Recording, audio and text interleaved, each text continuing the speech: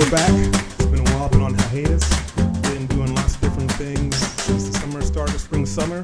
Might start a couple new YouTube channels highlighting the things I've been doing since we haven't been putting out any episodes as of late, but episodes are on the way for the dating game. Also some different content as well. We're going to have something called Rant Thursday, which is a combination of a rant and on Thursday, basically. We're also going to have story time when I'm going to be telling you guys stories as far as like what's happened to me in my past, what's happened in my present, and maybe not so much my future, but we'll see.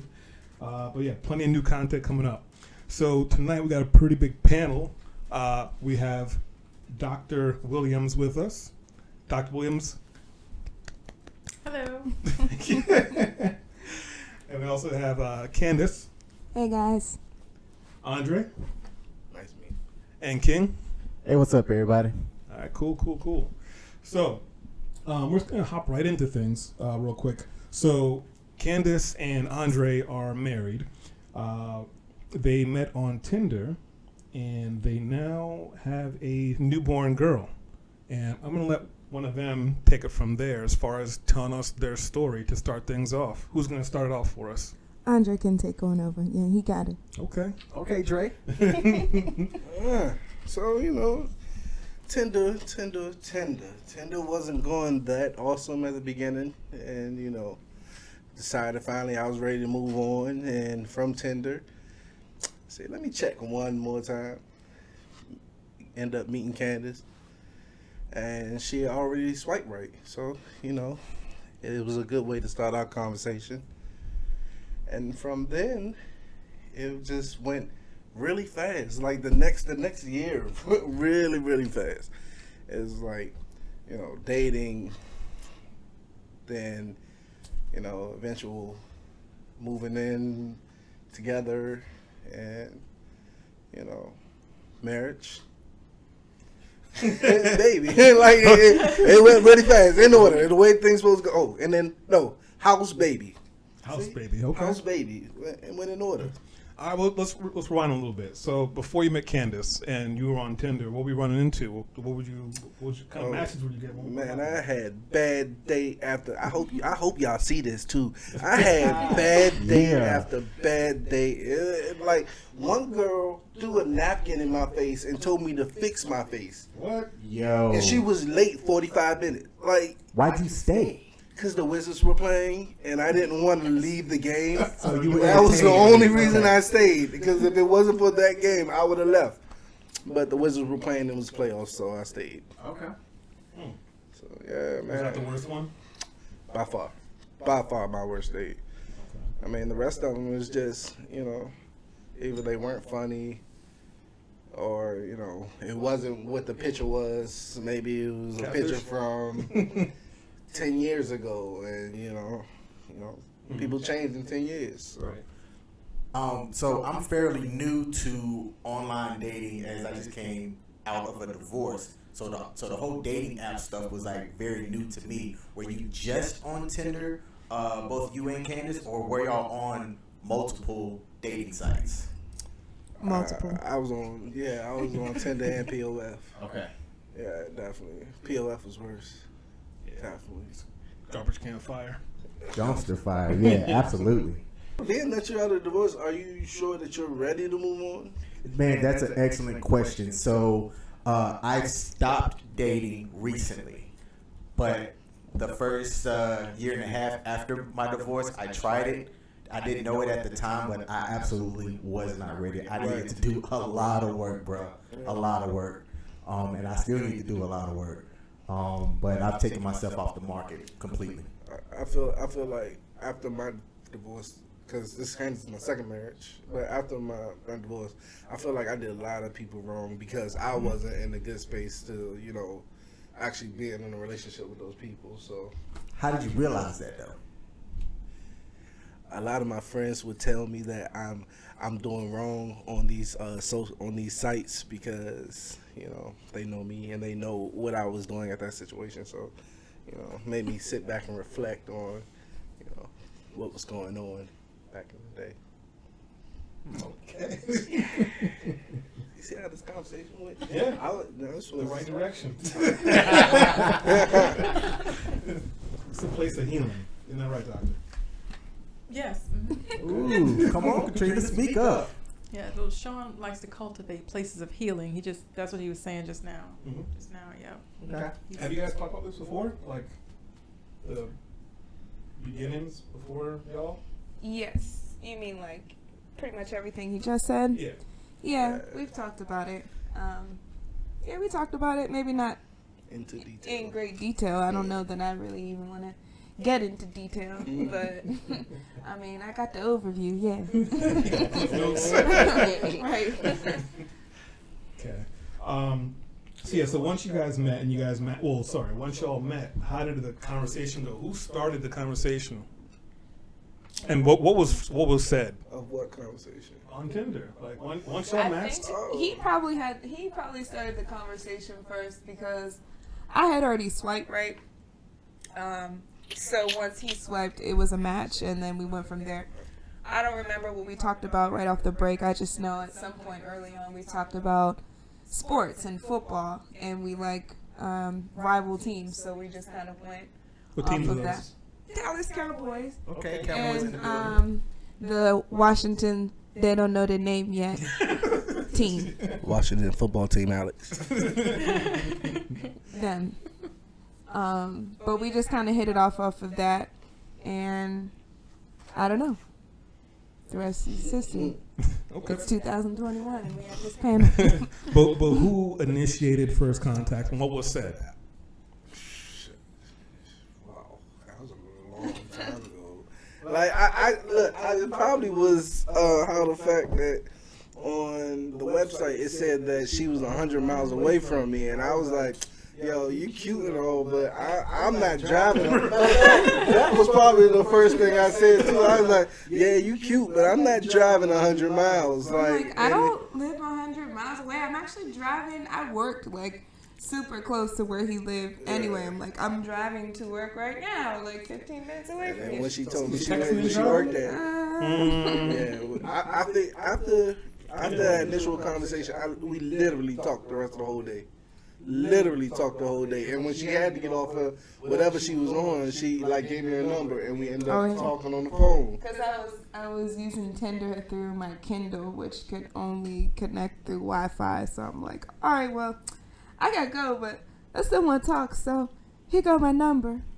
And then I think we soon afterwards, maybe a couple weeks, like, you done with your dating sites? Yeah. You done with yours? Yeah. I'm going to deactivate mine. Okay, me too.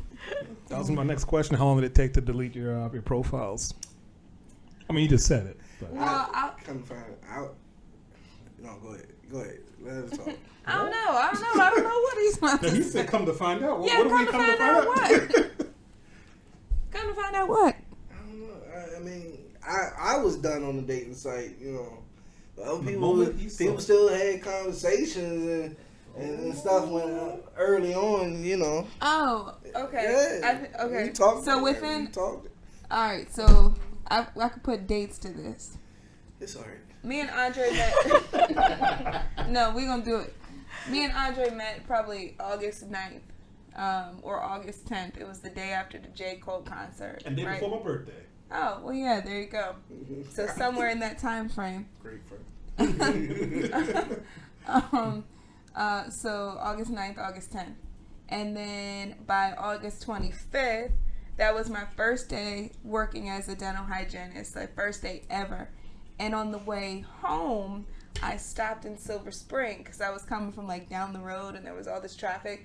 I stopped in Silver Spring and I had sushi with a guy that I had been talking to around the same time that I started talking to Andre. And when I say talking to, I say that loosely because we weren't as involved as me and Andre. It was just like, you know.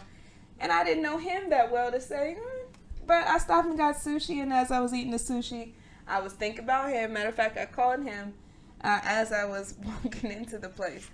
But, yeah, I got the sushi out the way, and that was the last I talked to the guy. You know, I was letting traffic die down. That was that. It's been real. So, Out of sushi. Right, sushi and probably a Long Island, but I mean, that was the end of that. Based off first appearances from the profiles, were you guys happy with what you saw? I mean, obviously you're married now, but like when y'all first met face to face, were you like, okay? Let her go first. Oh. And then I'll respond. I mean, yeah, from the pictures, yeah. But he's probably the first time we met was. It was hot. What does that mean? What is that? I was trying to. What is that? It was that kind of hot. It was. I say that because we met at the Fridays, and I'm in this like dress, like spaghetti strap. It's hot outside. Gotcha. But Andre's in this long sleeve Lacoste shirt that looked like it got leather on his sleeves. And I'm just looking at like, it's hot. All right, Prince. Hey, listen. It's hot outside. Candace was so bad. I was like, you know what? I'm pulling out all the big guns. With Meanwhile, my best shirt. I didn't care how hot it was. My best shirt was bad. I was sweating bees before I even got to her door. I was like, oh my God. You know hot? We going inside. It don't matter. You okay? Are you okay? Yeah, that one. Listen. That's what I was thinking. I was super Like, excited when I seen her. I was like, oh, yeah. That's what's up. You're like, that's the one? Yeah. I remember feeling like, yeah, I'm controlling this conversation. Why you feel that? I was making him. I'm quiet. Like, I'm really, like... He's not quiet. He's I'm- not quiet. I can be outgoing, but I also can just sit back and just listen and just observe and Question, would girls ever think of you as a nice guy when you did things like that? Ooh, Did things like here we what? go. Here we go. Here we You know, go. just be quiet, reserved, and listen. Oh, my bad. Okay. they think of the probably. I mean.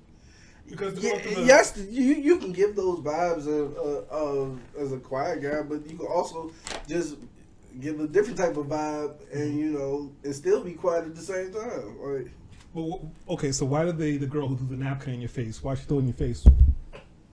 cause she was sorry. Nah, hold up, no. Let me really think back to what just happened. It was. Oh no, she definitely she was like. We was talking about the time, like why you were late, and she basically was just trying to like, well, forget it. And when she said forget it, like I guess my face frowned up, and she was like, fix your face, and I was like, what? I was like, what? And she balled up the napkin and said, fix your face. Wow. Yo. Ouch. Oh, That reminds me of that Bill Burr skit where he says like you should never hit a woman, but there's plenty of reasons when you could, but you shouldn't. But I didn't pay that bill. Huh? I didn't pay that bill. Good. You shouldn't have. And I ordered another drink. You actually got assaulted. You should have called the cops. And she didn't even look like her picture. Like that Was that your first time thing. meeting her? Yes. Oh. The nerve. Yes, that was my first time meeting. I thought maybe you had been out before. Nah, that's why the fact that she thought she had that type of, I don't even know what word I want to use, but the fact that she thought she can just throw that napkin in my face and that be it. Sounds like a T.I. word, the audacity. Yeah. Right? That's the word. Audacity. Man. Where is that learned? Where did they pick that up from? I don't know if we want to. I'm more interested in if she perceived him as a nice guy, because that's kind of how that goes. True. I did ask about that. Like nice guys don't always know they're nice guys. Women perceive them as nice guys. Candace? If I thought he was a nice guy Yeah. Mm-hmm. back then? Not a nice guy, but a nice guy. Oh. Classification. Damn, now, Oh, now I know no. what you think now, too.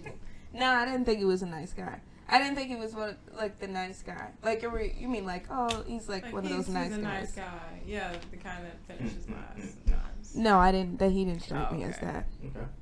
No, I don't know, somewhere in between, but he didn't strike me as that. Yeah. Yeah.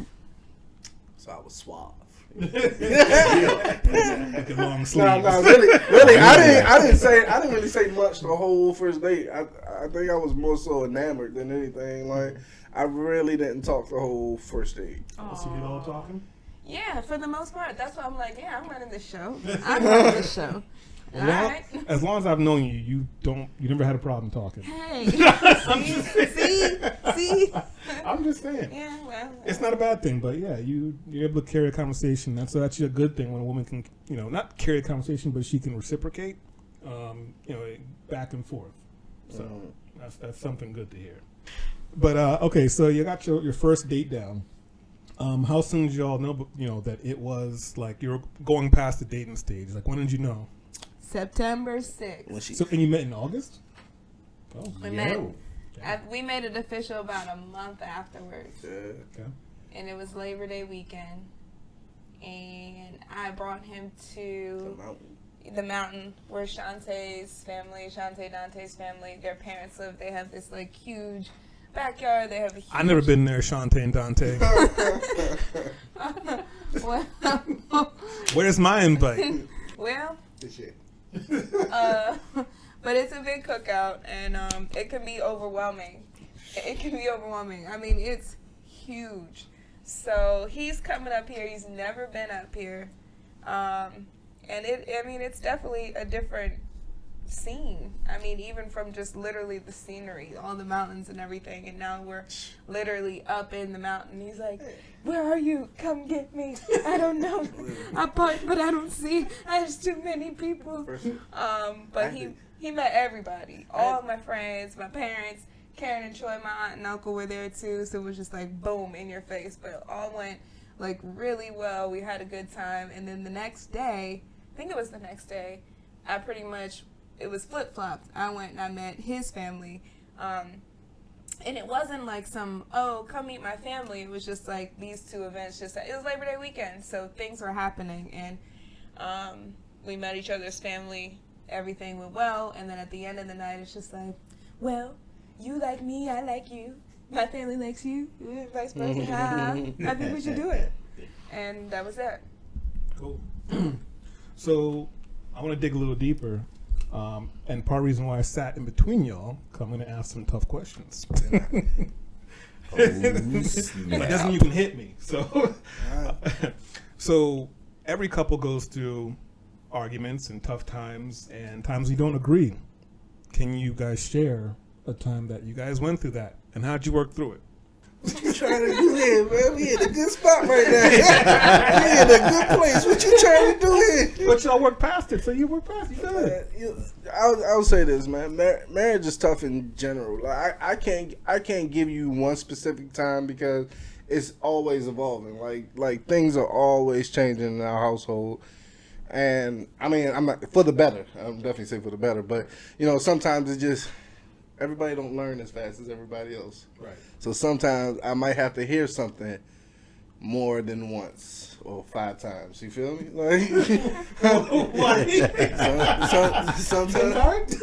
Sometimes you gotta hear something more than once. I agree. But the fact that you keep trying, I think that's the biggest thing. Yeah. Mm-hmm. Okay, Candace.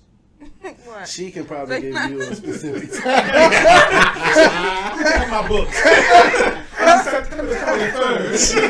She can definitely probably give you a specific time. What do you want? What do you want to hear? What do you want? I want to hear something juicy. Well, not me. They want to hear something juicy. I don't know. I mean, yeah, times be tough. I don't know. Like he said, really, just to sit here and try to pull out something specific, I will just say communication is key. Clear communication is key. Say what you mean what you say, because until you do all that, I mean, we're just putting on fronts. We're not really moving forward to a resolution to whatever it is, unless we're being clear on communication. How you feel, what you mean, what you want. All that stuff. So let me ask you guys this, specifically Andre. Has there ever been a time yet where something got bad enough where she was like, go sleep on the couch? Because I don't believe in that. I'm like, I pay the bills here too. I'm sleeping right here in this bed. I don't care how mad can sleep you on are. that couch. We gonna sleep. We got another room. So, but she's never kicked me out. But she's definitely gotten mad enough to where she's walked out and went to the other room. But and he was like, more bed. No, just a little bit. Oh, okay. So I'm being honest. What? No. So King, all right. What's up? King, so you've been married before. You're now a divorcee? Divorcee? I don't know if that's a word or a right thing, but yes, I was married for 12 years and divorced. Okay. Well, how about you tell us about that a little bit, if you don't mind? Tell us first, like, how, not really so much how you guys met, but like a quick synopsis of your story, like when you and your wife you met, what you guys went through. All right, yeah. So I knew my now ex-wife since 6th grade. We dated on and off throughout high school, and 2 years after we both had graduated high school, I proposed to her. We were both from the same hometown, obviously, and she was in college, and I was stationed about an hour away from her. We both had other people that me and her were talking to in between that time, but we were always still kind of like drawn to each other. And the fact that where she went to college at, we had a lot of mutual friends. Whenever I would go and see my friends, we just always came across each other, found ways to be close to each other and sneak off and go and do our own thing. So I felt really good about asking her to build a life with me and grow with me. I was active duty Air Force at the time, and I asked her in front of her parents, like, hey, like, this is where I'm at now, this is what I'm doing. If you can be comfortable with being with me, knowing that I'm going to be gone 2/3 of the year, then I would like for you to be my wife. And like, this literally how I said that. And I was like, if you're not comfortable, with that, then that's fine. I'll just get up and walk out the house and go back to my base. Right. Just like that. So. Cards on the table. Got it. Yeah. And she said yes. Her dad married us. Right there. He's a ordained pastor or whatnot. We had, I got married in my flight suit. Cool. And we had a couple of close friends and family that just so happened to be in town there at our wedding inside of the house. Then we turned in all of the paperwork that we needed at the city, town center, I guess is what it's called or whatnot. And that was that. So that's how we met, and that's how I knew my now ex-wife. Okay. So going back a little bit again, I have a quick question. You see you got married in your flight suit. Yes. I've noticed that a lot of people in service, they tend to get married in their service uniforms. My cousin's a Marine. He got married in his, I guess, Marine uniform. What is that about?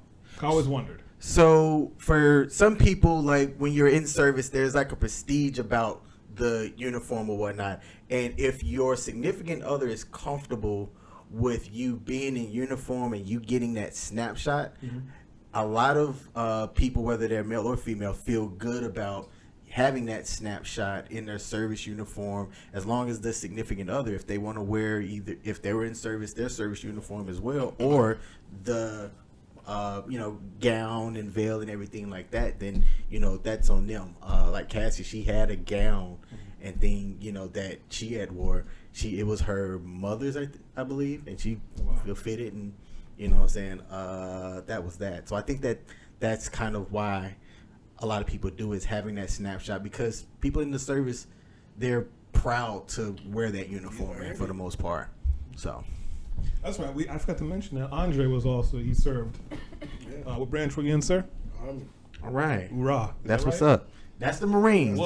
That's Whoa. yeah, Army's cool. Air Force ain't cool. Like, we don't have. Oh, whoop. Got it. Hey, man, that was good. Thank you. All right, so back to what you were talking about as far as like the tough times you went through with your now ex-wife. Yeah, so because I was gone so much, whenever I would come back, it was like a honeymoon all over again. I was gone 275 days, man, out of the year. Oh, wow. So it'd be go on a trip, come back, we young, what I'm saying? So we, all up in each other's face, doing what young people do, things like that. And then I'd be gone again and then come back home, and we had that nice kind of cycle of, doing that. And then one of the things that in front of her parents I asked her about was I knew that I didn't want kids early on into the marriage. For me, it was important to get to know each other and go through life learning and gaining experiences. But then so I'm like, if you throw a kid into that can slow that down, or so I thought. So I had asked her if she was comfortable holding off until having kids until we were at least 30, and we were 20 at the time. Okay. She said yes. A year and a half later, I want a baby, and I'm like, time out. I wouldn't have married you if you were gonna ask me for this and expect this early, like in front of your parents. I brought this up. That's how much of a big deal it was for me. I have a question. Yeah, man. Was she living on post with you? When we got married, yes. So you were deploying and she was staying home? That's why she wanted that baby? But see, when I came to her and asked her to marry me, though, You said you I was going to be stated gone. that before. I stated that I didn't want to have kids young in front of her family. Okay. I must have missed that part. Yeah, before I said, will you marry me, I talked about my current employment situation, how often I was going to be gone, and because she came from a family that was big on kids and stuff, I identified that as a young guy. And that was the other thing that I said in front of her parents, that I wanted to hold off on kids and live and be young. I was trying to, man. You was responsible at 20. But that shit didn't last. It didn't last. She, all of our friends had kids, and, she was hitting me up constantly about wanting a baby, called me selfish, and then that kind of started some of the arguments, because I'm like, I told you before I asked you to be my wife that I didn't want to consider kids until we were in our 30s. I'm not changing on that. Obviously, I lost. But it was a good loss, right? Man, my daughter's awesome. I say that to have somebody that I think is raised pretty well, because, she's got really great parents. She's got good family and good friends of ours that, consider her as part of the tribe. I used to joke that was punishment for my selfishness. Having a kid that has good manners, is respectful, would sleep throughout the night. I know that y'all have a young one. My daughter slept through the night, bro. Slept through the night, man. Everybody was like, "Oh, man, it's gonna be such a thing," with the kid and crying and stuff at night. And I'm like, well, I ain't home most of the time, so I don't have to deal with it. But our daughter's been really good, and that, definitely was something that I'm like, all right, because if I would have waited until I was 30, I'd probably been given a hell spawn. So I'm good with it. Gotta take those blessings when they come. Okay, so back to Andre and Candace. So you've been married how long now? 3 years. Wow, 3 years. 3 years later. And you have a daughter now, right? Yes. And how old is she? 16 months. It's about a year and a half. It's about. Yeah. I didn't think I would be the one to person count the months. months. But it's like you hit that mark where it's like, all right, okay, she's a year. But wait, she didn't just turn a year. And she's not a year and a half yet. So it's like 16 months. So when's the months end, do you think?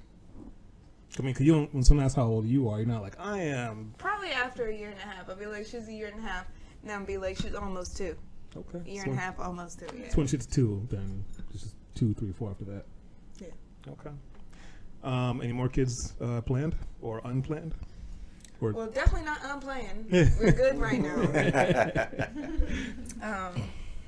And I don't know. I mean, we talk about it sometimes, but it's a game changer. I mean, we talk about sleeping through the night. And granted, it didn't take her that long to get to that point, but it wasn't like, it's not like it is right now from the jump. Like, yeah, she was sleeping through the night early, but she was in our bed, and then moving her to her crib and just the whole starting all over. In the beginning, I don't care, you know, in the beginning, they're not sleeping. And it's up to them when they're going to sleep and how long they're going to sleep. And if they're going to sleep. And even during the day, how long their naps are. That's up to them. And we got a good thing going on right now. Basically. That's what's up. So basically, what you're saying is your sleep schedule is starting to get normal now. I mean, it's been normal. It's been It's normal been since normal. 5 months. 5, 6 Except months. for the part of waking up at 6:30 in the morning. Oof.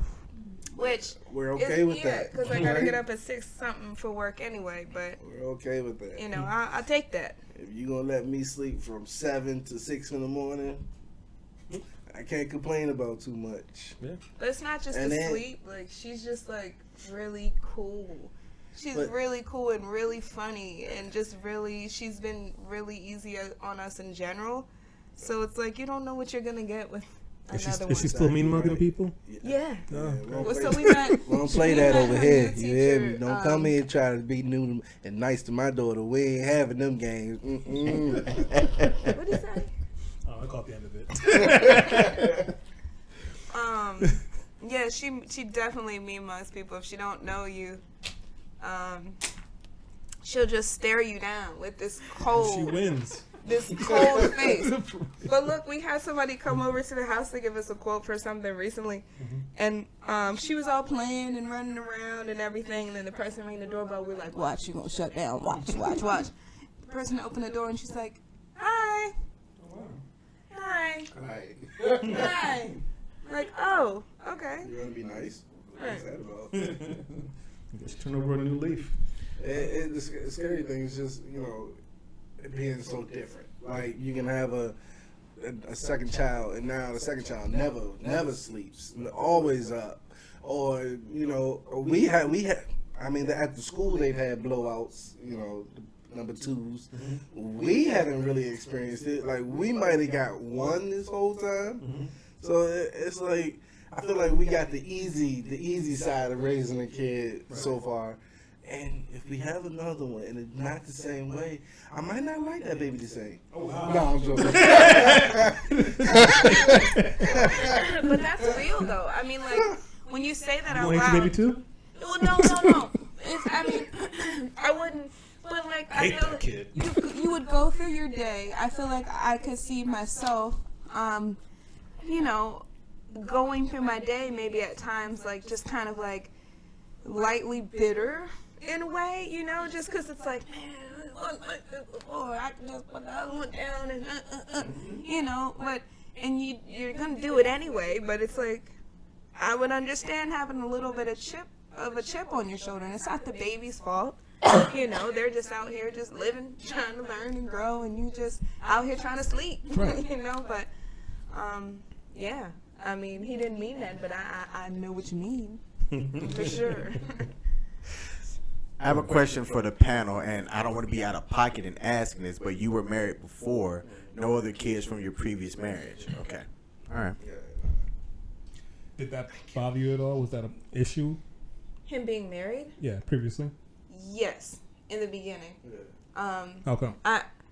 Just because, like, I had this thing that I didn't want to talk to anybody who had kids, because, and nothing against the kid, it was just like, that's such a new experience that I looked at it as like, I don't want you to have any more experience on it than me. You know, I don't want you to have a leg up. I don't want you to be telling me, do it like this, because you know already. You know, I want to go through it together.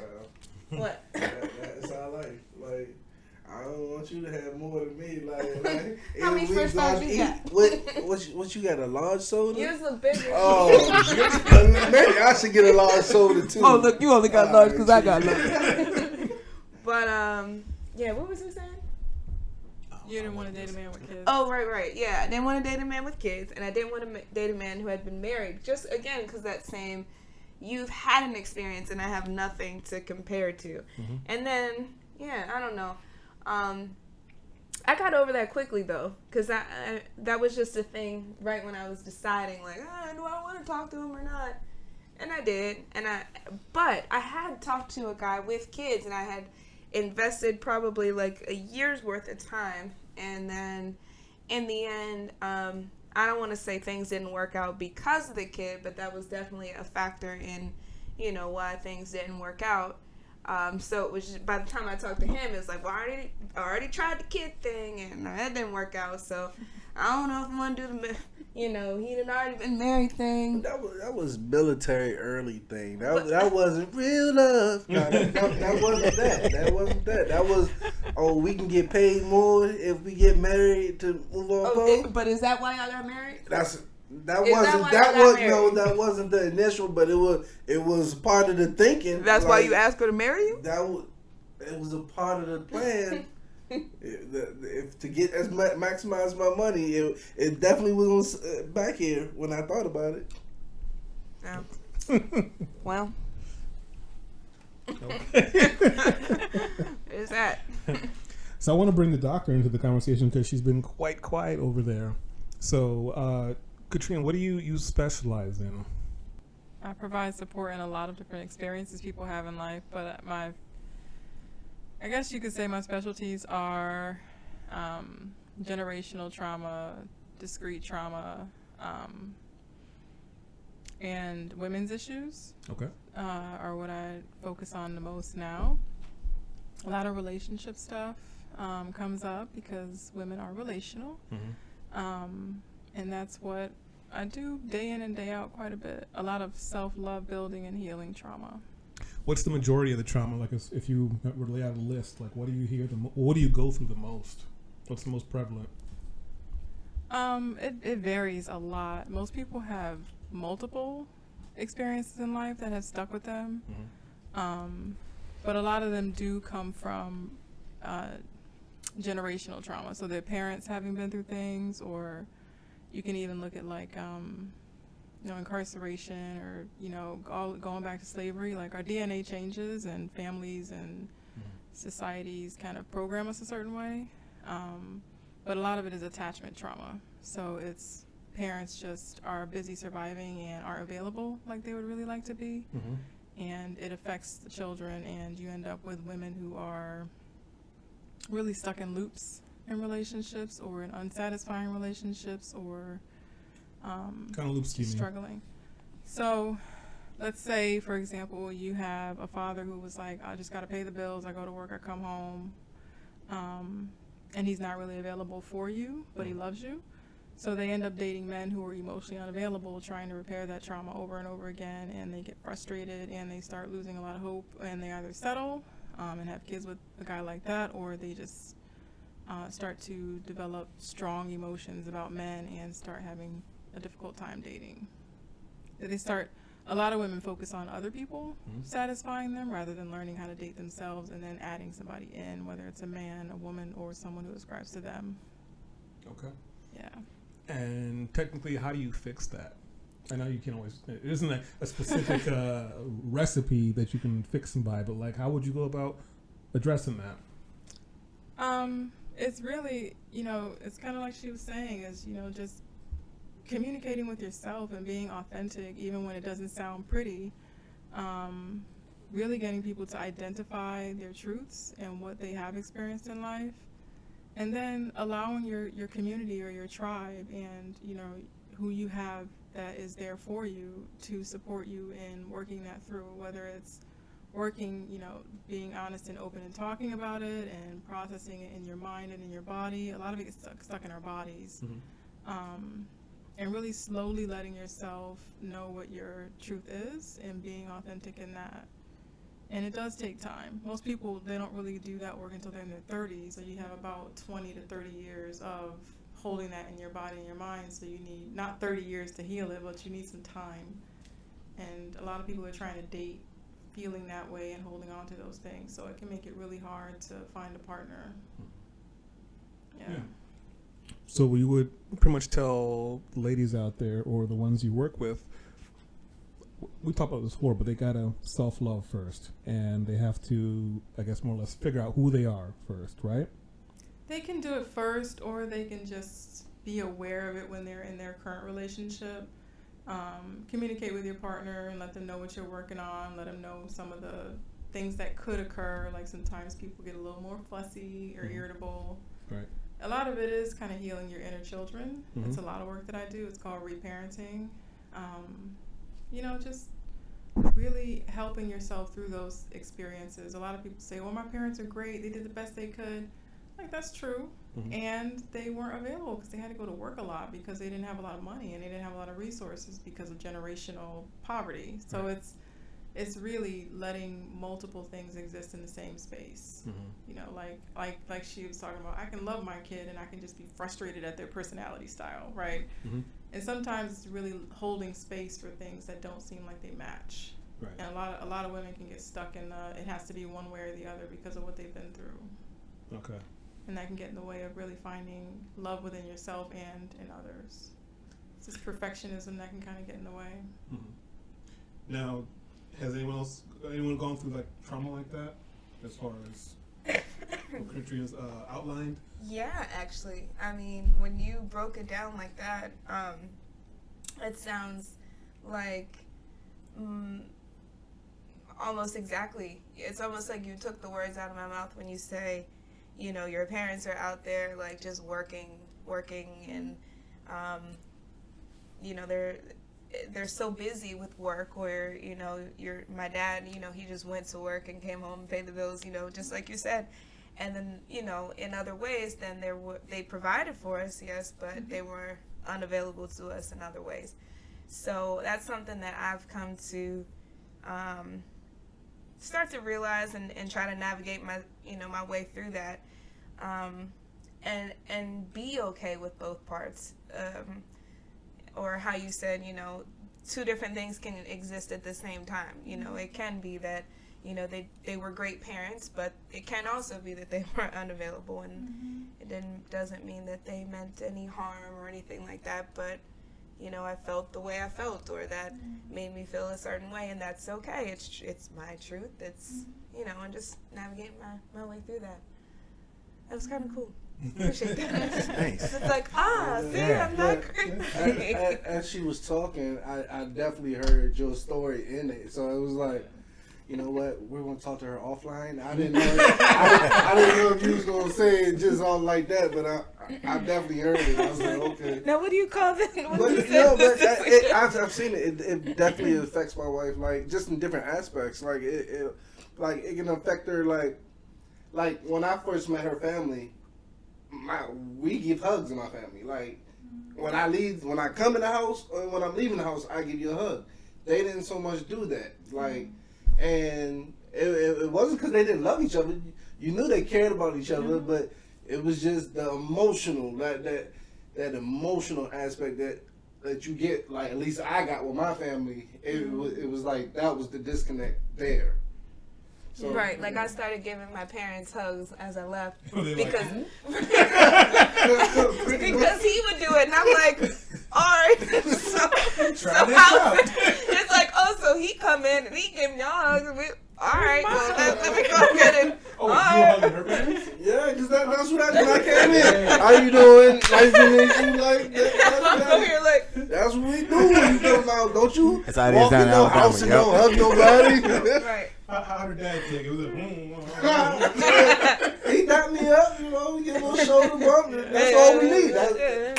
What's up, Pop? How you doing, man? Okay. Yeah, funny. it's pretty. It's an amazing thing seeing people heal and start to love themselves because their choices in life change across the board. Like I have people that choose job options they wouldn't choose before because they just didn't. They were too uncomfortable inside, or I had someone recently say, should I choose this promotion, but I kind of already know what I'm doing now. I don't know if I'll be successful here. A lot of people don't know if you heal inside, you actually change all areas of your life, not just love. So it's healthier to choose a partner out of factors that make sense to you and in knowing yourself than out of fear of being alone or not meeting timelines in life for the house and the white picket fence. No shade, sounds beautiful.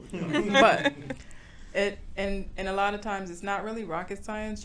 You're choosing your parents, on some spectrum. It doesn't have to be all or none. And for the most part, your partner is going to be a reflection of you. So he is likely somewhat like her in some way. He just looks different, right? So people think it has to be identical. I'm talking about both you two. Yeah. So we're like, in some way you two bond on some level and some life experience is usually how it goes. It doesn't have to be the parent stuff. It could be something different. So like let's say she likes chocolate. You might not like chocolate. You might just like sweets. You see what I mean? Like, but it's because you had a common experience in life that made you like sugar. So it's people typically bond unconsciously over things that they've been through. So Football. Yeah. Football. So she would like a winning team and you would like a losing team. Hey, pow, pow. That was previous years. This is not that podcast. This is not that podcast. You know, I definitely like to add this too. So I came from a background of not a lot of people in my family talked about therapy. And then in the job that I had in the military with the clearance, if you were to go to mental health to go to therapy, you could have been in jeopardy of losing your clearance. So people were scared to seek that kind of stuff, and they just dealt with it. And I believe that that's a little bit of the factor into why some of the personal marriages and relationships, you know, didn't last. I'm in therapy now, and I say that on, you know, all my platforms. I talk about it to people as well, and I encourage young men to, you know, go seek therapy. I don't know the ways of, you know, how people can afford it, because in my healthcare I can. You know what I'm saying? So, and I'm thankful for that. But literally, this was, I'm talking maybe a year and a half ago, is to when I first started, you know, and I go and get a tune-up, man, once a month. So with the therapy, do you feel it's helping you more because you have someone to talk to about it, you're able to get it out of your system, kind of onto the atmosphere, or is your therapist helping you like work through things and figure things out? For me, it's working through things and figure things out. I like to think that I'm introspective. Like, I take time to like think about and analyze stuff that's happened to me externally. But what I realize is I can't really catch everything. And I also don't know how to interpret what it is that I thought that I saw, or what it was that occurred to me. I might have perceived it one way, you know, but talking to somebody else allows me to be able to see around the corner and a little bit more of that picture, to be able to go, oh, that really wasn't as bad as I thought that it was, or it had nothing to do with me, where I thought that maybe it was something that I said or did, you know, to be able to hear something go, well, King, that might not have had anything to do with you. It could have been an external thing that was thrown to you, you know? And I'm like, huh, I didn't think about that. So, yeah. Okay, cool. I want everyone to kind of, if they can, share a dating story of a time that didn't go so well. Andre, you shared one, but you're going to share another. So King, if you don't mind starting for us. Just a quick dating story when something didn't go quite so well. So I've only gotten one, man, and I can say this in less than a minute. Andre talked about how he stayed 45 minutes, you know, for something, but he was entertained, so he was there enjoying himself anyway, right? I am big on time, all right? So we set a time, we coordinate a time. I understand externally things can happen. If they do, communicate with me, right? Let me know what's up. I sat and waited for 15 minutes, and at 15:01, got up and walked out. As I'm walking to my car, the date sees me, and I acknowledge her. She acknowledges me, and Just like, it's like, no. I stopped. I gave her my attention, and you know, she's like, hey. She was like, I forgot exactly what she said. I said, oh, I'm going home. And she was like, wait, what? I'm like, yeah, you were late. how late was she? I this would be in between 15 and 17 minutes. 15:01, I literally walked out. Okay, gotcha. And then you know, she got angry, of course, for why. It could have been whatever reason. I didn't care. And she was like, wow, so you really just like not gonna, have this date? I said, absolutely. I said, I don't know. I said, I'm glad that you're okay, but I got nothing from you. I reached out to her. She was driving or whatnot, so no text and drive. I get that, but to have nothing come back to me, no. And I just went to my car, went and caught a movie, had a drink, came home. 5 minutes before the time that you supposed to meet, hey, I'm still running late. Something, reach out. Like, don't make me look stupid like that. I've never been late for a date. That's something that I value, and then I value other people's time. It was something that we had talked about earlier. I think time's a valuable asset, and to not give me anything, you can be late. Yeah. Let me know. Mm-hmm. Yeah, I just kind of piggybacking off of that.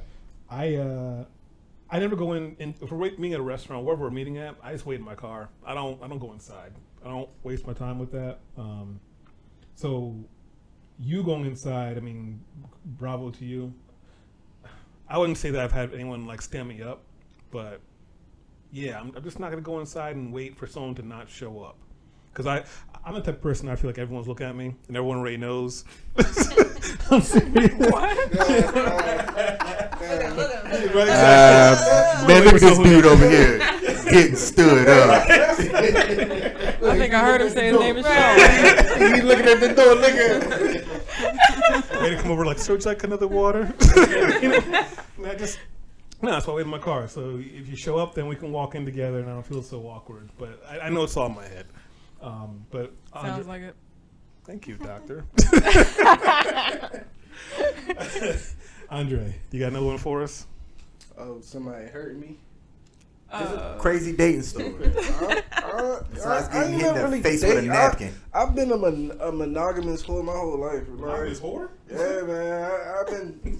Please define.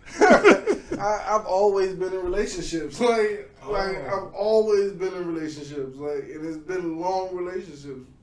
I don't know. It's just been my thing. I don't know. I'm trying to. In 6th grade. Hey! I'm trying. It was 2 weeks long. I gave her my heart and everything. No, really. Yeah, nah, man. Besides that was probably my worst dating experience. I don't really have too many bad dates like that. It was just you lucky, a lot of them we just weren't compatible. Well, I mean, if it was up to me, I'd be telling stories for quite a while. But so I guess it's on to me real quick. So,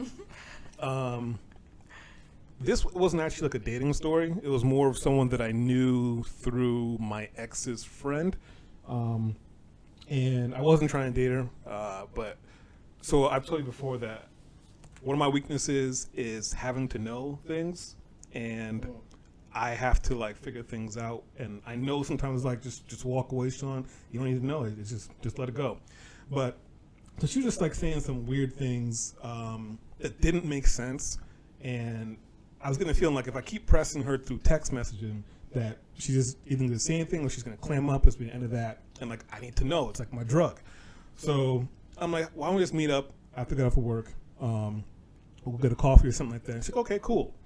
So I think at the time I was going at 4:30, and where she lived, it would take me about 45 minutes to get there. So I told her I was leaving work. I'm like, hey, I'm leaving work. Be there in 45 minutes. I get there and I text her, and I'm like, hey, I'm outside. At least I think it's what's your house, because it's an apartment complex type of thing. And I described one of the places I was looking at. I'm like, is that your house? She's like, yeah, it is. That's my house. I'll be out in a minute. So I'm waiting, and I'm waiting, and I'm waiting. And just counting the minutes go by. And it was about 15 minutes, and then King had actually popped into my head because the story he just told with the girl who didn't show up after 15 minutes, I was like, I should be doing the same thing. I should be getting out of here. But I was like, I do know her. I met her one other time before that. So I waited. I think it took her 20 minutes to come outside. And when she finally came outside, she's like, oh, sorry, it took me so long. I was trying to figure out what shoes I want to wear. Bye. He said bye. Yep, bye. That's the best you got? That's the best you got. I looked at her shoes. I'm like, they better sparkle. That'd be the ones from what you call it? Wizard of Oz. Be some gold J's. Them no place like home shoes. I mean, they were leopard print, but they were like those little slip-on things that girls wear that have like no support. No, you don't wear those. You know, I was like, that didn't look like it was like a big choice to make. It's just leopard print. What do you call them shoes? I don't know, Slips, Slides, I don't know. Scuttlebutt. So I was like, you know what? Fine, I'm gonna let that go. So I was like, all right, let's go get a coffee or something like that. I think I said Dunkin' Donuts. I didn't feel like go to Starbucks. And she's like, I don't like coffee. I was like, I already told you we can get coffee, you know. So she's like, well, how about we go get something to eat? I was like, I know where this is going already. I'm like, Sean, just drive away, just leave, whatever, you know. But I was like, that part of me I still didn't know what she was talking about. So I'm like, all right, whatever. We'll go get something to eat. So we went over to, it's at the Rio. Mm-hmm. And when she said, Where'd you go at the Rio? went to California Pizza Kitchen. And I hadn't been there in years. I didn't know the prices were kind of expensive. Mm-hmm. So anyways, we go there, and she orders like some cauliflower something or other, some kind of appetizer with cauliflower. And I was like, that's fine. And she gets I think she got a drink. I don't know. Yeah, she got a drink. I'm like a mixed drink. And They served that at California Tortilla? Pizza Kitchen? Yeah, Pizza They got Kitchen. some Yeah. good drinks. Huh, I didn't even know they serve alcohol. Yeah, they do. They Huh. got tasty food too. Huh. I've never been. Yeah, should I'm go. gonna try Yeah. it. Especially they got like TVs where you can watch the game while you eat really good food. It's a good bet. Bet. Yeah, at the bar. Cool. Yeah. But yeah, so she finishes that, and then she orders another one, and another drink as well. And she's like finished. She's eating that, and at the time I was watching a friend's dog. I had to go home to walk the dog, and I told her that. And it's almost as she's like started to eat slower. And so I reminded her another time, like 5 minutes after that, like, hey, I really got to go, because I picked her up and I drove. And she, I don't know, she must have been high or something like that, or on drugs or something. I don't know, because she was acting really weird. And she's like, oh, I'm sorry. Am I going too slow? Should I speed up for you? And I wanted to reach across the table. Yeah. So I'm like, I told you I have to get home to walk this dog. This dog hasn't been out in hours. So I finally flag the waiter down. Waiter comes back with a check. And of course, she doesn't even look at the check. I'm like, are you kidding me right now? No offer to pay, no nothing. No, like, here's my, because like I said, I'm not trying to date this girl. I'm just trying to find some information. But a lot of females, a lot of times, they think that, oh, I'm a female, you're supposed to pay for me. And that's the beginning and end of their thought process on that. So anyways, I still paid and end up taking her back home. But on the way home, she's like, I feel like some wine. You think I should get some wine? I was like, I don't care. So I dropped her off at home. And then I think she texted me like a day or two later and asked if I'd gotten home.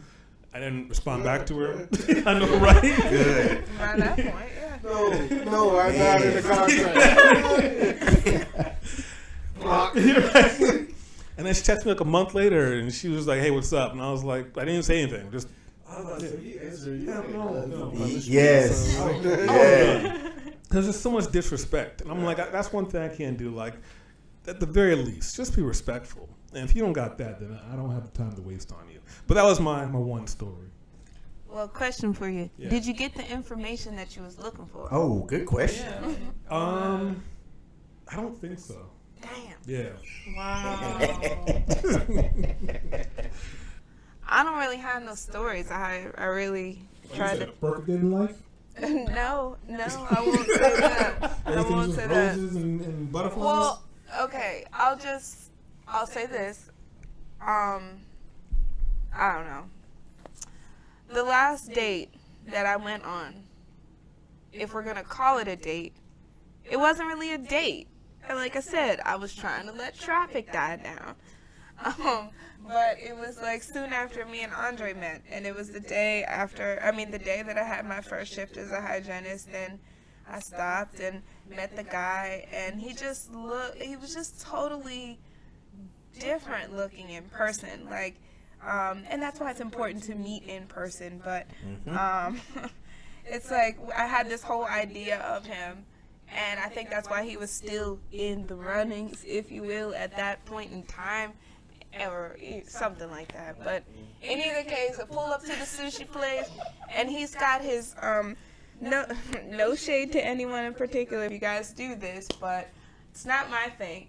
Where you've got a button-down shirt on, but it's buttoned down so that I can see your chest hair coming up out of it. Like, Only if you in the Caribbean. Like that's the only time you're supposed to have your shirt open up like that when you're in the Caribbean. right. Well, I mean, Hey, girl. Wataguan. Wataguan, brother.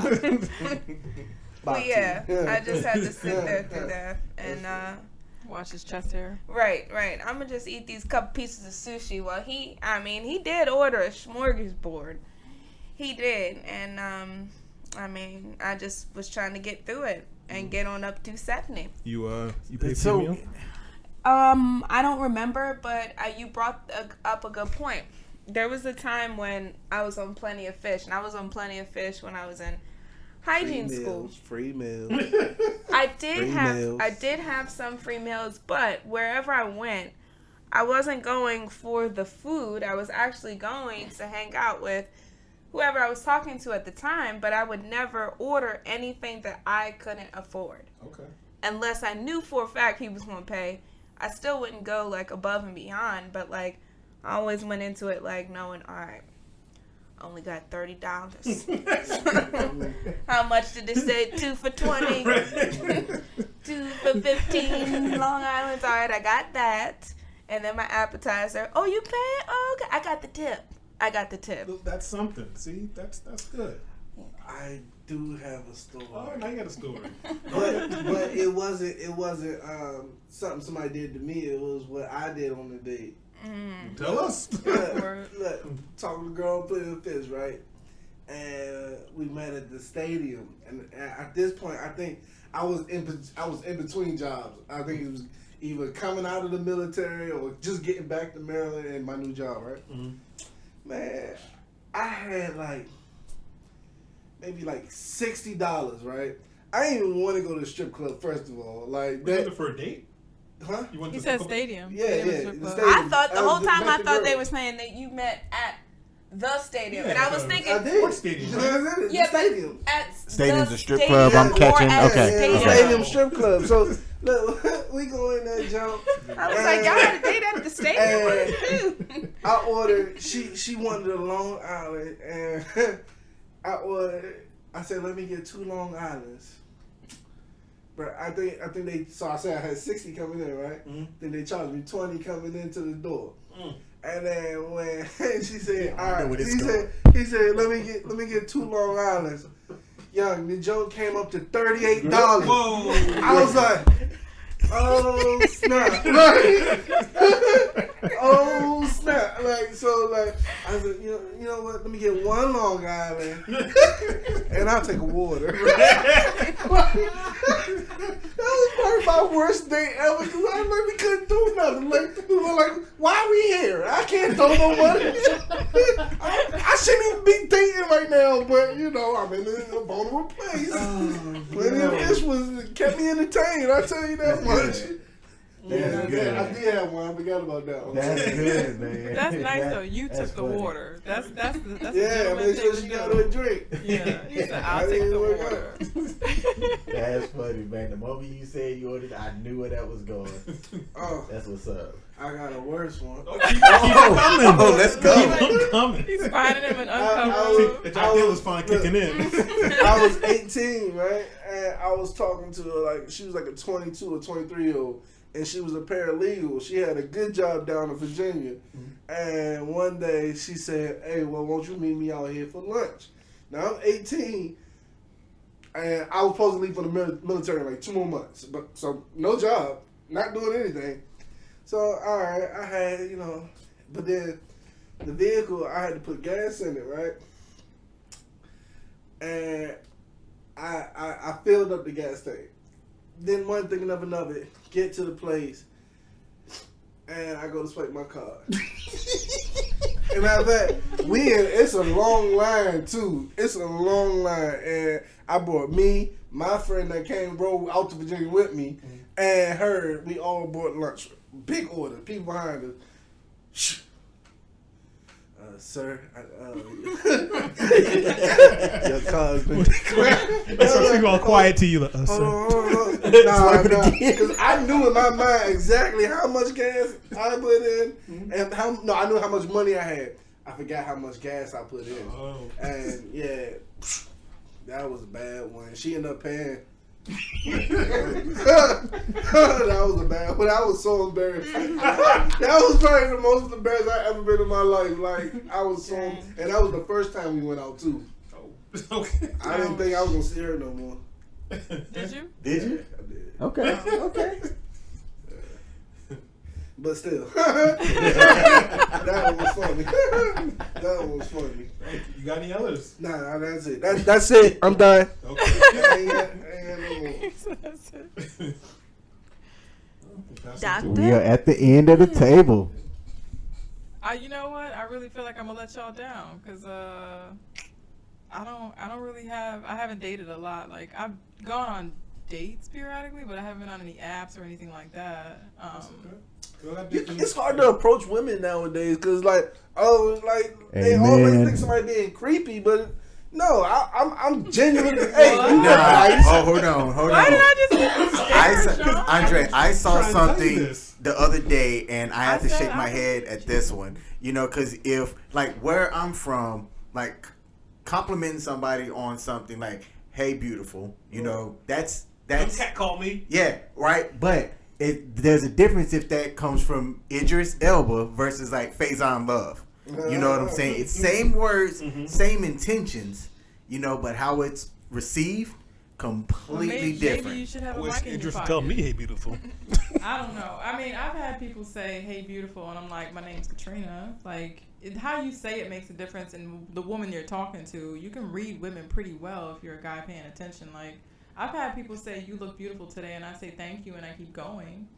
Like, that doesn't mean you're saying, "I want you to stop and talk to me." That's you giving me a compliment, and that's So, it. You don't follow up with a, I didn't look beautiful yesterday? I didn't see you yesterday, homie, so Well, I don't you know. know, I don't know. It's just, I don't know what it is. Okay. I know I have some friends that have given guys a hard time. I do understand what men say.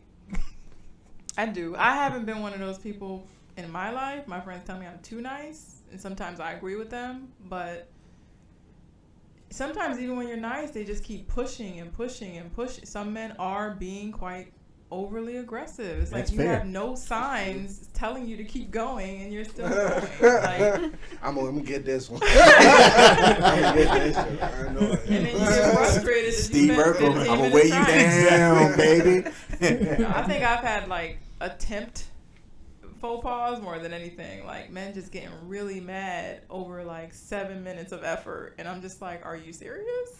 Like they didn't buy any drink, they didn't do anything that's really obligating them to sit and talk to me, and they just keep on trying to talk to me. Right. Other than that, no. I think the only biggest dating issue I had was somebody acting like my father on a date. So very instructional about everything and editing everything. Yeah, that's a rough date. Can Yeah. you speak on that one? It sounds interesting. So it's like I'm picking him up at the metro because he doesn't have a car, and it's why'd you park over here?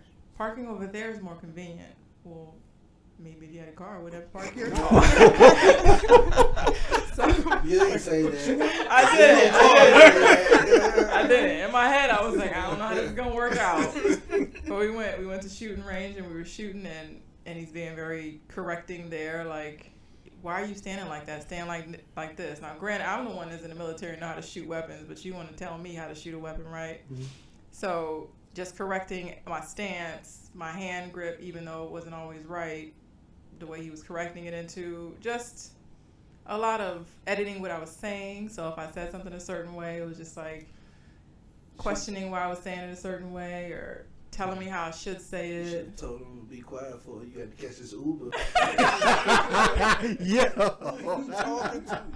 Like, get some act right here. Right here. You don't got no grounds to be talking to Mr. Bus Rider. So yeah, that was probably like the most memorable. It was just like, and it just kept going from there. Just feeling like my dad was around me. I think we went on a couple dates, and then I was just like, no. But why did you give him I more? was gonna say the first one. Yeah, I like Oh. I heard that and thought that was it. Mm-hmm. I mean, I'm pretty sure it was my own baggage. Something I was going through when I was younger. Yeah, a little bit too nice. Nowadays, I just be like 15 minutes solid, like, oh, okay, we're good. Yeah, that 15:01, I'm going to use yours. Yeah. So I want to know as a couple what you think your strengths are individually and together. So like what you brought to the table that was a strength or a beneficial to be in a relationship with each other and how you make each other better. I feel like I've heard this conversation in the house too. I feel like I have.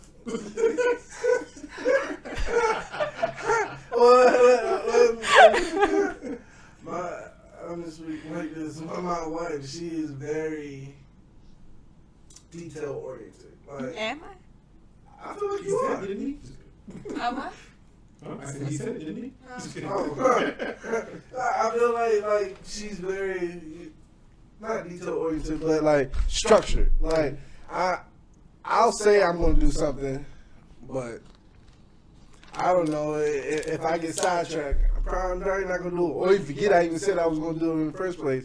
And she's more like if she says she's gonna do something, she's really gonna do it, and she's gonna look at you like, why are you wasting time when we're supposed to be, getting to this? So structured, very much so structured. Mm-hmm. But I'll let her bring her own. But that one just sticks out for me. She hates that one when I say that too. Mm-hmm. For me, my strengths in this relationship. Yeah. You were so quick. Where are you? Hey, look. Oh, wait, I'm confused. Was that a strength of mine? Is that a strength? I think your structure is very much so a strength. Okay. Shoot, y'all want to get back to me? I don't want dead silence. No. I'm like, How does she make you better? I'm very much. I'm clean. I help out more. I try to help out more around the house, because I'm starting to find out her love language is acts of service, and after like recently rereading that book recently, and reading through acts of service, it feels like my life to the T. So like now I'm trying to get ahead, and like, ooh, babe, look, I did this. Like, ooh, babe, you came home, look, all this done. Like, I want you to know, because I want you to know that I did this for you. So like, I don't know, but like, I'm like that security guy. Like, I'm a security blanket. That's my strength. Like, when my wife walks down the street, she's gonna feel comfortable wherever we be in DC, she just just be strolling. And I'm like, hey, nah, let's move with a purpose.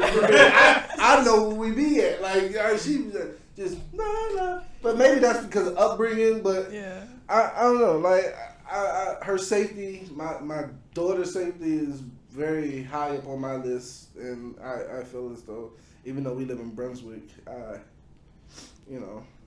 that's one of my strengths. Okay. Oh, yeah, that's good to hear.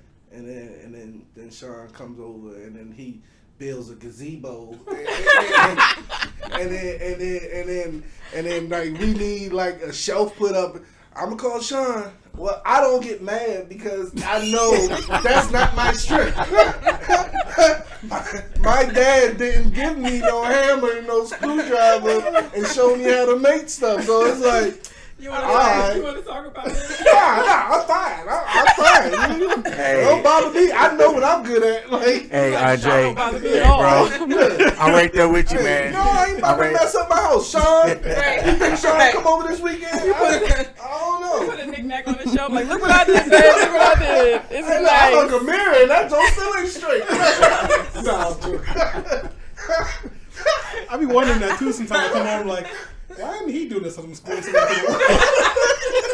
literally just said that the other day. Like, I was man, he probably I ended up calling Sean. Everything I feel like Sean can do it. And like, I got mad one time. Like, you gonna ask me first?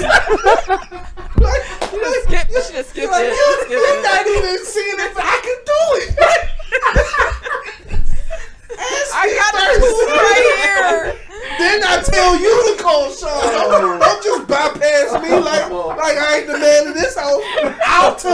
call Sean. You just don't call Sean without talking to me. There's a hierarchy in this house. That's funny. Let's get this checklist first. Go through me. Let me see if I can do it first. Electrician came to the house the other day. I was like, man, I think I can change these pendant lights, man. She was like, man, maybe we should call Sean.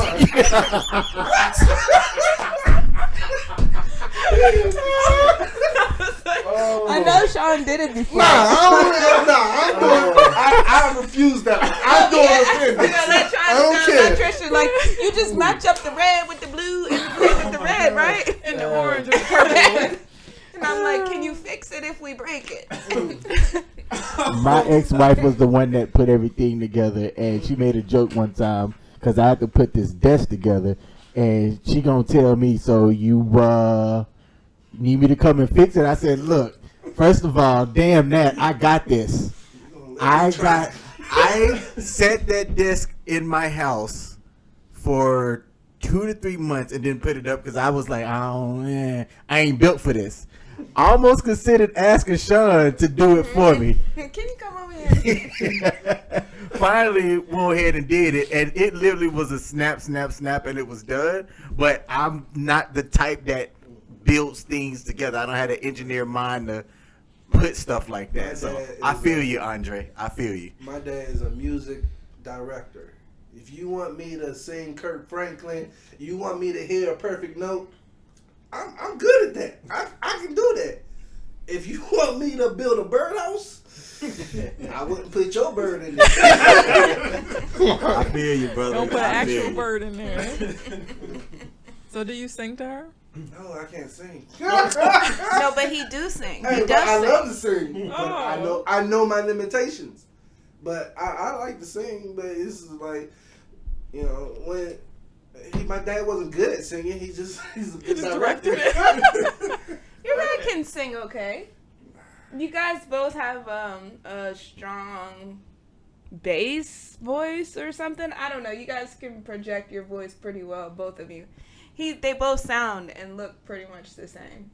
Oh, that's nice. But yeah. I forgot what we were talking about. We were talking about strengths, right? Okay. Oh yeah. Right. Forgot about So that. I just wanted to say that I feel like that kind of thing is like always evolving, you know, and like I think just life really brings out different strengths and weaknesses within the two of us. And while it may not be like all sunny and flowers and everything to be like, yeah, but we always work through it. Yeah, we always work through it and adjust and everything. And that maybe is our strength, is that we get through it and we work through it one way or another. But we always have like a common thing of a common goal, I guess, is to get through it. But yeah, roles are always adjusting. Like, I don't cook anymore. I have lost my sauce when it comes to cooking. No, you haven't. I'll easily oversalt stuff. I'll easily just overcook because right now he's home because of his injury. But even before him being home, like our schedules, he would be home before I would. And it would just be easier to get that started, get it out the way before then the baby comes home. And then, you know, so just adjusting to life and roles always changing, things changing, and just rolling with the punches. That's definitely a strength for us, I think. So you think each other is worth the effort to stay together and work things through? Yeah. Yeah, that makes a difference. Yeah. We might not see it like that all the time, but it is the truth, right? Mm-hmm. Oh. Yeah. Dang, man, I almost kind of give me hope over here. Yeah, it Yeah, doesn't have to okay, be bro. perfect. It just You just have to think it's worth it. yeah. And then another thing I think about, which I know this wasn't a question, but just like while we're on the subject, is changing the narrative from generation to generation. Like, I feel like kids, they see everything. We see everything. We hear everything. And then we make it what we think it is. Like, oh, we're hearing all of this. They're yelling because of this. Or they must think this, that. You know, we're just kind of making sense of what we're experiencing, and now just kind of having that experience as a child, I feel like that kind of changes my outlook on how we should handle things or how we can handle things to prevent that. Like, no, you know, we don't dislike each other because we're yelling and we're going through something, and maybe changing how we handle things so that we don't continue that cycle. And I guess what I'm speaking on might be different from what Andre's experiences were, you know, growing up in his household, because he didn't have, you know, his parents got separated at I don't know how old you were. 11. So, you know, yeah, just changing the cycle. They got separated when I was 11. They didn't divorce for 17 years. Oh, wow. That's crazy, right? Like, what It that happens. Just make sure. That's what Nah. Before we sign these papers, we just make sure. But yeah. I feel like we were on to Katrina about something we were talking about. We were going on the table, weren't we? About something? You know, something. We were going on the table. Oh, she asked us about strengths. What? Yeah. You had asked if anybody going around. Yeah, I just kind of wanted to highlight, you know, why they're together and what they really like about each other. Gotcha. Okay. Sorry. That one laugh just messed me all up. Yeah, that was funny. Well, now we know that's why you're in the middle. There you go. It's 3 of you in this relationship. What you mean? That's good. Nah, but for real, can you come and change the ceiling? No. I was just saying, he could come on over here and change the ceiling fan and be like, you know, you guys could have did this yourself. Look, Sean got this thing to make sure it's perfectly level. It's this little laser thing. So I did when I wanted my dartboard put up, because I didn't want it crooked. So hey, call Sean. Think Sean can hang my I dartboard? need it straight. I need my dartboard. He's like, you could do the dartboard, but you can't do my crib. You can't do my shelf. You can't do this. You need me to put this together? No, it's just going to sit there in the box. Leave it there in the box. Question. So I was trying to think, because I think you were going around asking see if there was anything additional. So my question is, why online dating?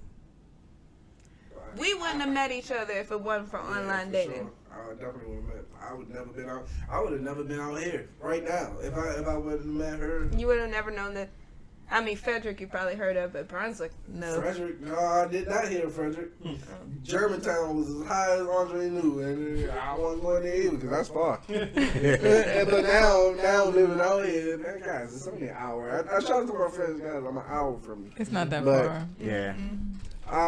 What was the question again? It's just like, why online dating? Because Oh. because I came from, like I said, a marriage. The online dating thing really wasn't in the scene as far as I knew. So then coming out, it's like you meet people by online dating or mutual friends or work. Like, I didn't really know I'll how tell to you go. how I got into it. So, you know, back when I was in the Army, I partied Thursday, Friday, Saturday, every night, every weekend, until I met my first wife, whatever. So I stopped doing it, and then going out wasn't the same to me anymore. Yeah, like I went out to actually meet people. Now I'm going out just to hang with my friends, and it's just, all right, cool, we can stay in the house and do this. So then it was like, after my divorce, it was like, okay, I don't go to the clubs, I don't do none of this other stuff, and I'm not going to meet a lot more than the people that's in this general area. So yeah, it was easy. It was an easy decision. But then, you know, the bad dates, it was like easy to get off too. Yeah. That was my thing. Would you have met people like out, females when you were out? Like, say you're not anywhere, would you just strike up a conversation? I was trying, but you know, like especially once I moved back to Maryland, that's when it became more of a, you know, how you doing? Oh God, you're thirsty. Like, Yeah. I just said hi. Like, yeah, I'm whatever. Yeah, I'm not like that anyway. So that's what it is. Yeah. It's different nowadays. It just made things easier. Oh, you like me? Yeah, I like you. All right, now I'm figuring it out. Right. So how about chivalry? You guys think that's still around, still out there, still working? To the ladies? Mm-hmm. It's there, but I'm not accustomed to it. I mean, he be doing stuff sometimes, and I'm like, he tried to push me to the inside of the street or the inside of the parking lot, and like, We've been together this long. You would think she knows, but no, I do. I mean, most times she'll just jump right in there. But half the time I'm like, why are you what are you doing? What are you? Oh, okay. You're just trying to. Okay, all right, got it. But I guess that might even not be the right reaction there. But I'm just not used to it. I guess. I don't want to say it's dead. Chivalry's dead, but I don't know. I mean, I can open my door. Thank you. I could pull the seat out. Because then once you push it in, I still gotta. Yeah. But it's the fact. It's just that initial pull out. Like, Yeah, that he cares enough to do it for. Or his love language might be acts of service. So, But you know what? I reading that book. I'm actually all over the place. Like, I'm physical touch. I'm acts of service. Like, I'm all over that book. When you brought up acts of service, though, I did want to bring up that the acts of service a lot of times it's not just for me. You know what I mean? It's the house stuff. It's the house. I don't know. Just wanted to clarify that part. But yeah, acts of service. I don't know. I don't really know what my love language is. I feel like you just determined that for me. I feel like I'm a little bit of everything. Acts of service, though, even if it is for the house, it's like, thank you for helping me. So, yeah, I do appreciate that. And dinner, though. You eat that dinner. Andre can cook. He can cook. He can. Well, there you go. It's a trade-off. He cooks and I hang stuff. That's strength. There you go. I can cook. That's strength. Yeah, that's a big strength. I That can is, cook. yeah. He gives you nutrients. There's actually an online, you can do singles or couples where you can take the love language test. It's not that long, and you find out. Most people are all. You have usually one or two dominant ones. Mm-hmm. So those are the ones that you have to have in order to feel satisfied. There's 4, right? Five. Yeah. What are the 5? Acts of service, physical touch, Quality time. quality time. Words of affirmation. Words of affirmation. I always forget that 5th one. I struggle with. Oh, you were on a roll. I Yeah. thought No, I as y'all was saying, oh yeah, where's the affirmation? Check. Where's the affirmation? Touch, quality time, acts of Gifts, service. right? Gifts? Uh-huh. Yes, Oh, yes, yes. Yeah. Yep. It's That's not it. name gift, but It's- that's Gift, what it gift, is. it's though. called gift giving. Yeah, Yeah. yeah, Oh, gift. okay, well, it is gift. So, how did you become aware of it? I'll tell you. I became aware of it through couples counseling, The and yes, the Oh. book and like going through it. So I was in my 30s when I first got introduced to the concept. I was like, oh crap, this kind of makes sense. Mhm. You know what I'm saying? And then understanding what my primary and secondary was, but then also understanding what my partner's primary and secondary was as well, and trying to give her that. So how did you become aware of that book? I went on a cruise with the military for the young couples or whatever. Yeah. And I got an auction on that cruise, that book. And I didn't read it for like the first 2 years. I didn't read it until me and my first split up, and that's when I read that book. Okay. Probably would have helped me before, but oh well. I'm in a better place now.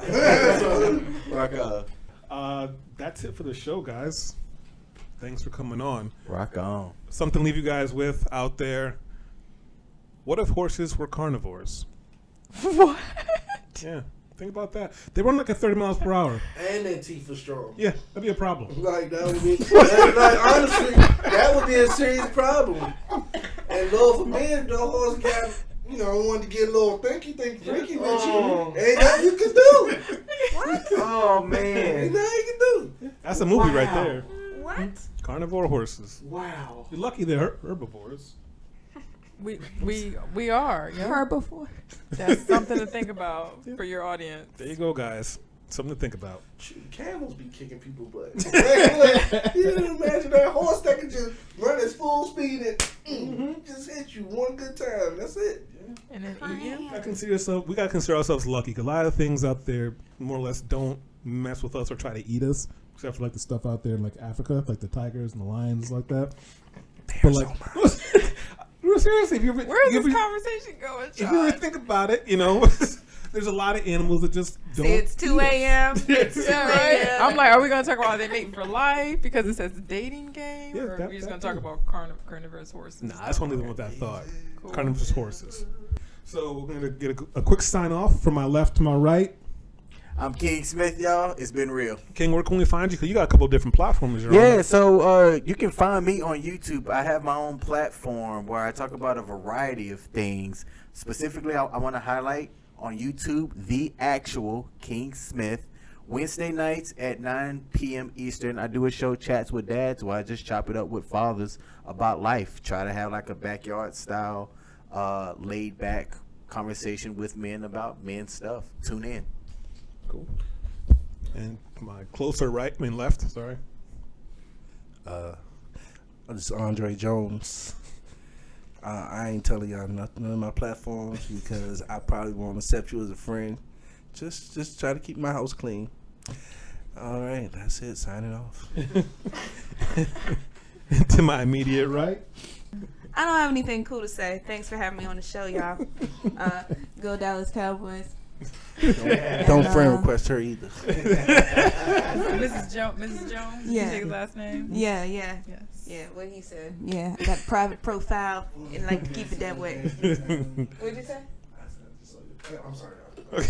And to my far right, the doctor in the house. Thank you especially for joining us and imparting some knowledge on us. Yeah, that's definitely some good info. Me and Sean go way back. Yes, Way like back. carnivorous horses. Yeah. So I'm Katrina Williams, or Dr. Cat is what you see online sometimes. I do women empowerment and helping women heal and design the life they want while teaching them a lot of skills. And I am on Instagram at, how do you say that? At Dr. Katrina Williams 1159. And you can check me out at Embrace Her and Thrive, where I'm developing a course for women that's going to be coming out soon. Thanks for having me. All right. Thanks, guys. And I am your host, Sean. I'll go ahead and, when I get all this stuff taken care of, I'm going to post the information down in the comment section. No, not the comment section. The About Me section, I believe it is in the video. But definitely don't forget to like, share, subscribe. And hug your parents. Hug your significant others. Hug your dog. Watch out for those horses. Okay? All right, guys.